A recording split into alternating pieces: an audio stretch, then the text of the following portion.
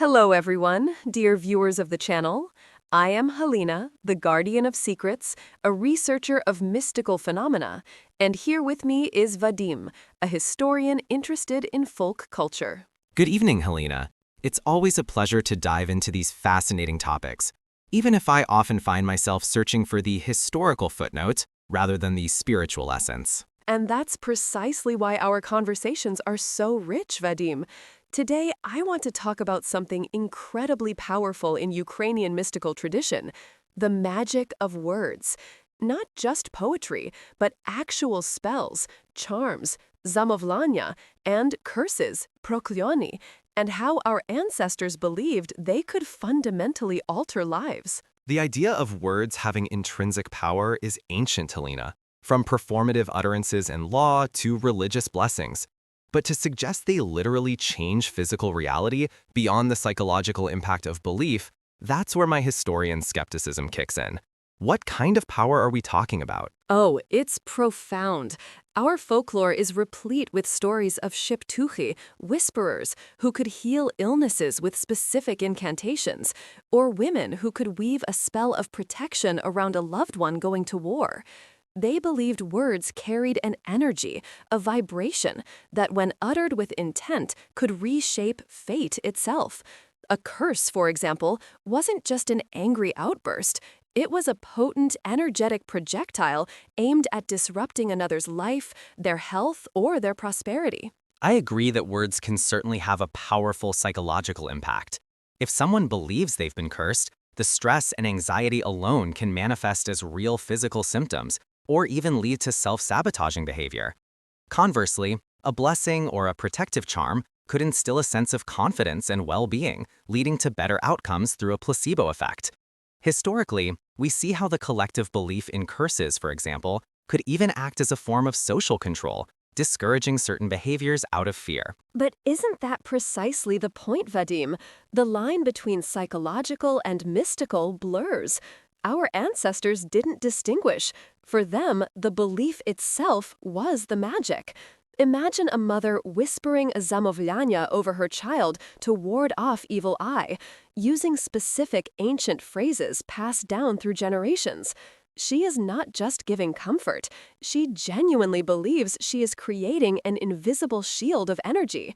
This belief, this intention, according to our lore, activates something beyond the purely rational. And I don't deny the power of belief or the cultural significance. These rituals offered solace and a sense of agency in a world often unpredictable and harsh. They provided a framework for understanding and influencing events that were otherwise inexplicable. Take the proklion, a formal curse. It often wasn't just spoken, it had a ritualistic component, perhaps involving a specific time, place, or even an object. This ritual acted to formalize and cement the intention in the mind of both the cursor and the cursed, magnifying its perceived effect. I agree that the ritualistic aspect is the full package: the words, the intent, the symbolic actions, the ancestral knowledge. And sometimes the stories are so vivid, so eerily specific. Have you heard the legend of the village where a wronged old woman cursed the entire harvest of a wealthy landlord, wishing his fields to turn barren for 7 years? And they say, for 7 years, his land yielded nothing but weeds, while his neighbors prospered. Coincidence, or the chilling echo of a spoken curse? A compelling narrative, Helena, and one that resonates deeply with human anxieties about justice and retribution. From a historical perspective, there could be multiple explanations: soil depletion, blight, or even a deliberate act of sabotage by disgruntled laborers, then attributed to the old woman's curse. The narrative then serves to reinforce community morality: treat your elders and your workers fairly, or suffer the consequences. The magic in this case is the social enforcement mechanism, amplified by the shared belief in mystical causality. Yet the underlying truth is that words are not inert. They carry weight. They build worlds, they destroy reputations, they start wars, they forge peace. Isn't it such a leap to believe they can influence the subtle energies around us too? I think understanding this ancient perspective helps us grasp the profound respect our ancestors had for language. It wasn't just communication, it was creation. And this knowledge, this cultural memory, I believe is essential to our identity. If you're finding this exploration of Ukrainian mystical heritage as captivating as we do, please consider subscribing to our channel and hitting the notification bell. Indeed, the reverence for words is something we've perhaps lost in our modern, often cynical age. I see these spells and curses as powerful expressions of human will and emotion, channeled through culturally specific forms. They are, in essence, early forms of psychology and social engineering, cloaked in mystical symbolism.